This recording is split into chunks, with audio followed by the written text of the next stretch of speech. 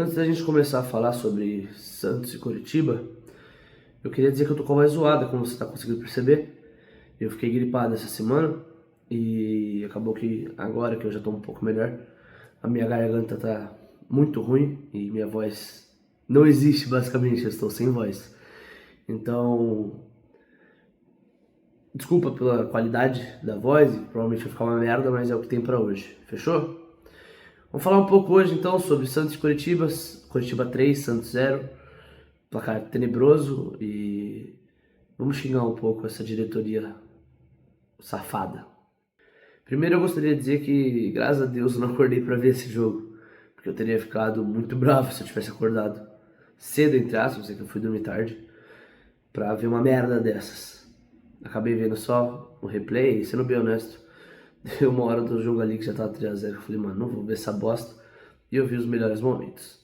Mas eu consegui tirar algumas análises desse jogo, e pra mim vai ser interessante, a gente vai falar aqui.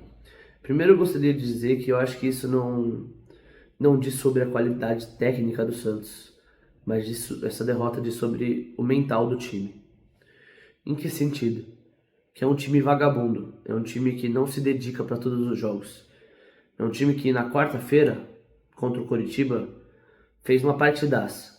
Foi genial? Não foi genial, mas anulou o Coritiba.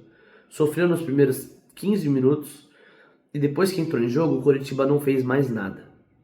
O Santos anulou eles e se classificou na Copa do Brasil de forma merecida. Esse mesmo time que faz um jogo desse chega agora, no domingo de manhã, com o estádio lotado e não dá o seu máximo. É um time que entra em campo achando que a gente ganhou lá de 2-0, aqui em casa, o estádio lotado. Óbvio que a gente vai ganhar, né? E aí joga como se pudesse ganhar o jogo a qualquer momento. O problema, enfrentou um Coritiba que queria ganhar, porque perdeu e ficou remoído, que foi eliminado da Copa do Brasil. Chegou aqui e quis vir para dar pau em nós. E deu. 1, 2, 3 gols em 30 minutos. Falhas e falhas e falhas defensivas do nosso time, que é fraco defensivamente. O que podemos tirar desse resultado? Time vagabundo. Jogadores que escolhem jogos, que se dedicam em jogos que eles veem como grande, um jogo de classificação de Copa do Brasil, um clássico contra o Palmeiras, por exemplo, um jogo difícil fora de casa contra o Bahia, enfim. Mas um time que contra jogos mais fáceis, ou jogos que o Santos é favoritaço, não se dedica. Os dois jogos contra o Recoleta foi exatamente assim. O time abriu 1-0, a gente pode golear a qualquer momento. Começou a brincar. E o quê? Foi lá e tomou um empate. Hoje não deu nem tempo do Santos relaxar e falar, não, vamos brincar. O Coritiba já estava em cima e ganhou. Merecidamente. Então o primeiro que a gente pode tirar é um time vagabundo, que não se dedica da mesma forma para todos os jogos.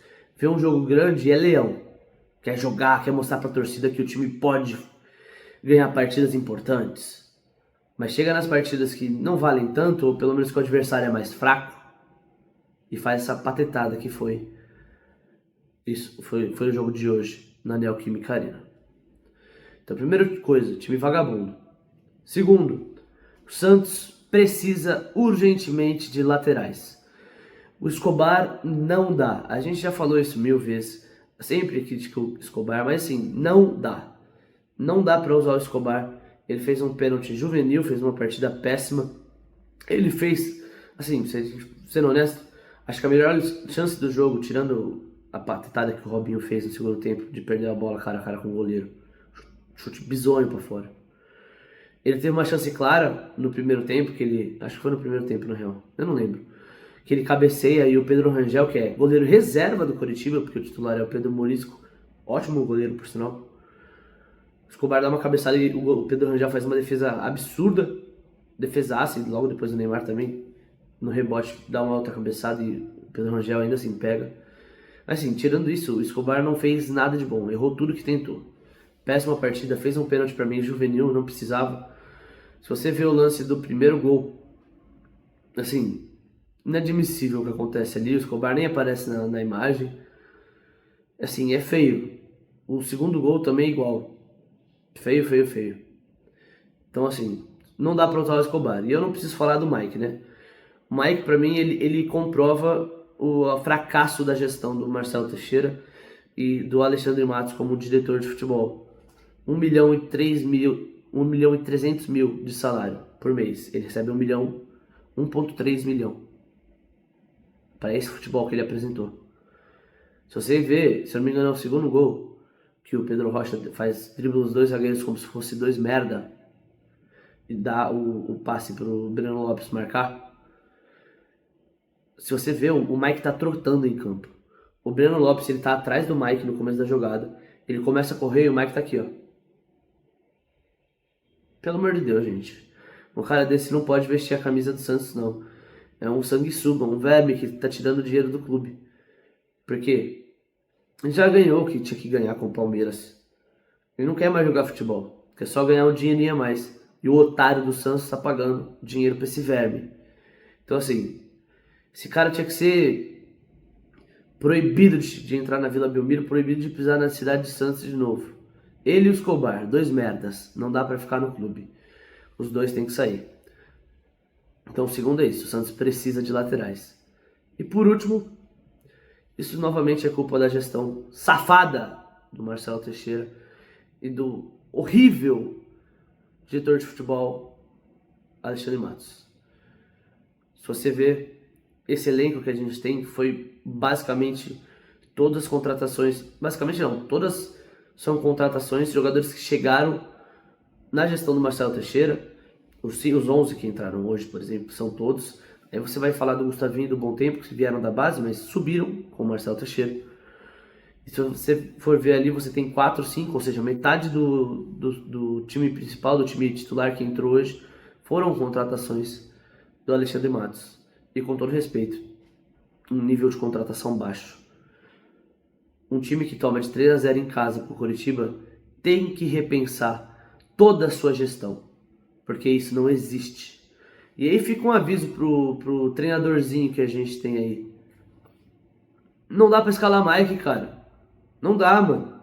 Escobar também já deu, velho. Já deu esses caras, meu. Não dá mais. Outra coisa, o Arão, cara, eu gosto do Arão. Fez uma partida tenebrosa hoje. Ele não tem que ser titular, cara.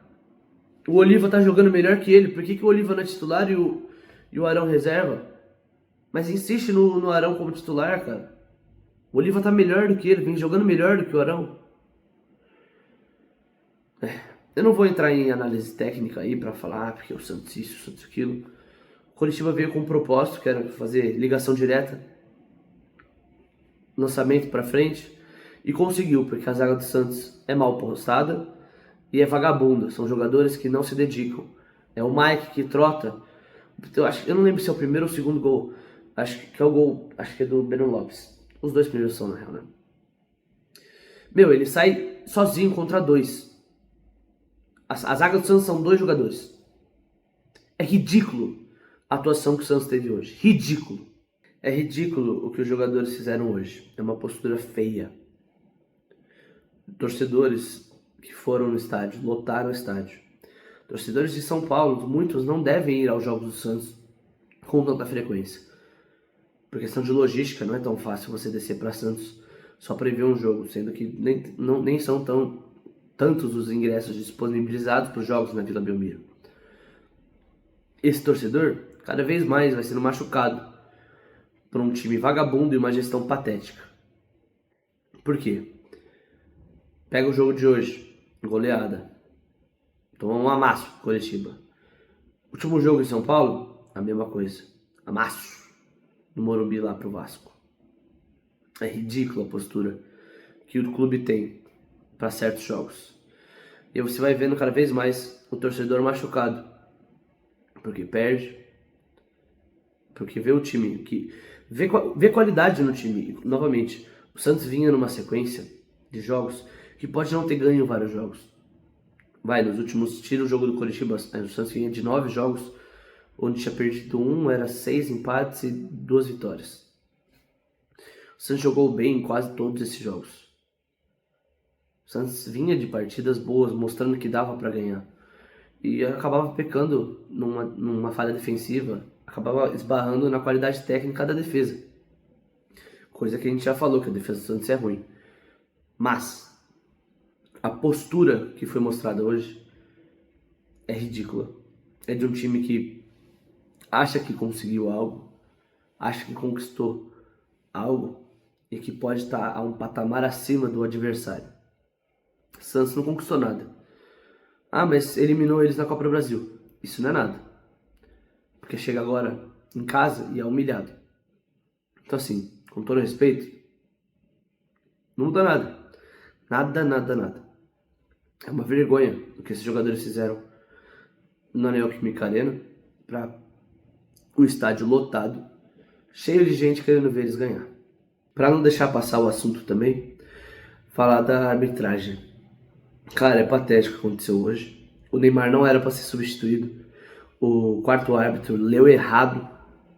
E ele não leu. Cara, é absurdo porque assim, ele confundiu o número 31 com o número 10. Gente, desculpa, isso não existe. Não existe. E aí você vê o nível da arbitragem brasileira. Se você for ver cada jogo da rodada agora, você vai achar um erro absurdo em todo jogo. Agora, o que aconteceu hoje assim, eu acho que eu nunca vi isso na minha vida, mano. Eu nunca vi o quarto árbitro errar a substituição. E eles não voltaram atrás, assim. Ficou comprovado que erraram na substituição e eles não voltaram atrás. Assim, é patético, cara, patético. Isso não ia mudar nada no resultado, é bom deixar isso claro. Isso não é, ah não, perdemos porque o árbitro errou na substituição, pelo amor de Deus, né? Mas é triste ver o nível da arbitragem brasileira, é triste ver que a gente tem árbitros muito mal preparados para pitar partidas de uma, não de uma qualidade, mas de uma importância, né? Querendo ou não, a gente está no alto nível do futebol brasileiro, que é a Série A. E aí você vê erros desse tipo, que eu acho que nem na várzea acontece erro assim. Então, com todo respeito, ridículo o que aconteceu. Ridícula a arbitragem que rolou na Neoquímica Arena hoje pela manhã.